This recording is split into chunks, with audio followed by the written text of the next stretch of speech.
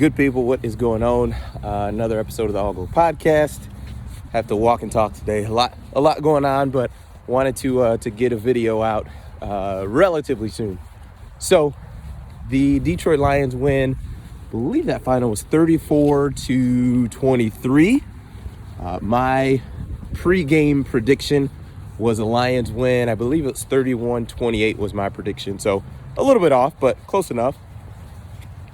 Just an interesting game. You know, when you think about the Minnesota Vikings, they were 10-2 coming into the game. They were number 2 ranked team in the NFC, behind just the Eagles.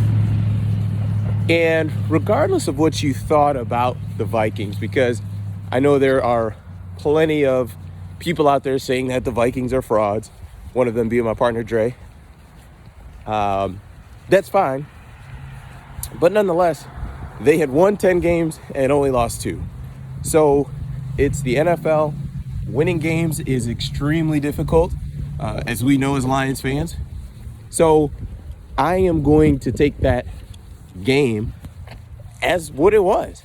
It was a game where the Lions easily could have messed around, messed it up, blown that lead. They easily could have folded or stalled out offensively, especially, but they didn't. They continued to be aggressive. They continued to go after the win. They played to win. They didn't play not to lose, and they did a terrific job. I think one thing I really wanted to comment on was the defense. I was someone that when Aubrey Pleasant was fired, I thought it was the biggest crock of crap that the Lions could have spewed to us. I was ticked off at Dan Campbell, ticked off at the organization, because you basically picked the scapegoat guy. You picked the guy who coaches the defensive backs. You didn't pick the guy who's calling the freaking schemes. So I was very upset by that. But this defense, they gave up 23 points, which is nothing crazy. But the thing that I want to focus on, and I actually tweeted it during the game, was there was about just under 7 minutes left in the third quarter.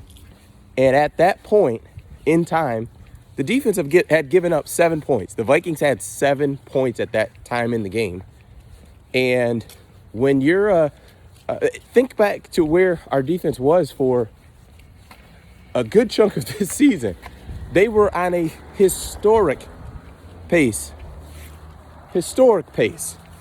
of awful defensive play. They were going to be the worst defense in history had they continued the pace that we were on. And they didn't. They decided, I'm going to put this game in a vacuum. Just talk about this one. Now, I would have loved to get a lot more pressure on Kirk Cousins, and Cousins dialed us up. I think he threw for 400 yards, 400 plus. Half of that was Justin Jefferson, who is an absolute monster. And I think it's so funny that in the game that we held Justin Jefferson to basically nothing, I think he had maybe 50 yards in the first game we played against them in week 3. We lose that game. The best player on their team gets 50 yards, 70 yards, whatever it was, and we lose. Can't win that game. Play them again.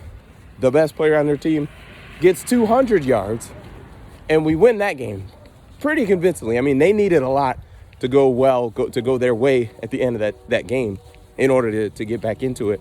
But just odd, just really odd. But the defense just did a terrific job of keeping the offense,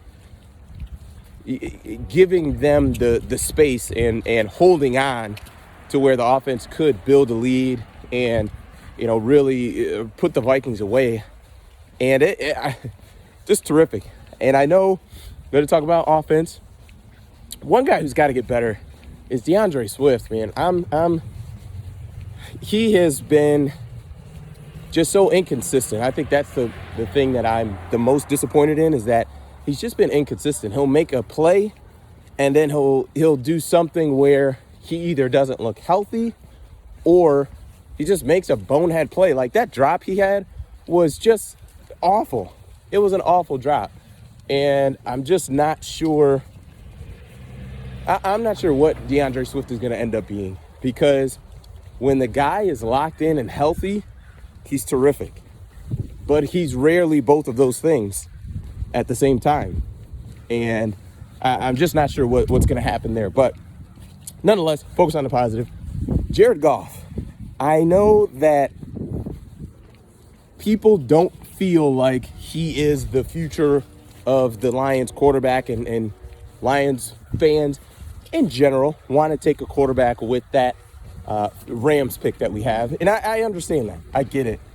But when you look at our team and what we kind of have right now, how effective do you think a rookie quarterback is going to be in year one? And the reason I ask that is I think we have guys and weapons right now to be pretty good right now. I mean, if you're telling me our team has enough talent to go, win to go 5-1 in a stretch, I mean, I think that's a pretty good team. It's difficult to do that in the NFL.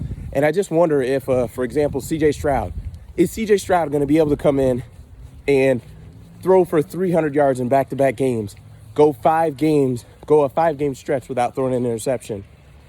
You know, at one point have the number one scoring offense in the NFL. I'm not sure.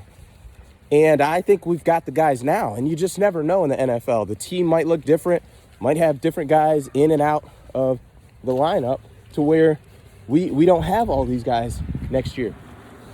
Like, I don't know how exactly that's going to go. So I get it. Jared Goff is not, it doesn't look the way Justin Herbert does or Pat Mahomes, but he's effective.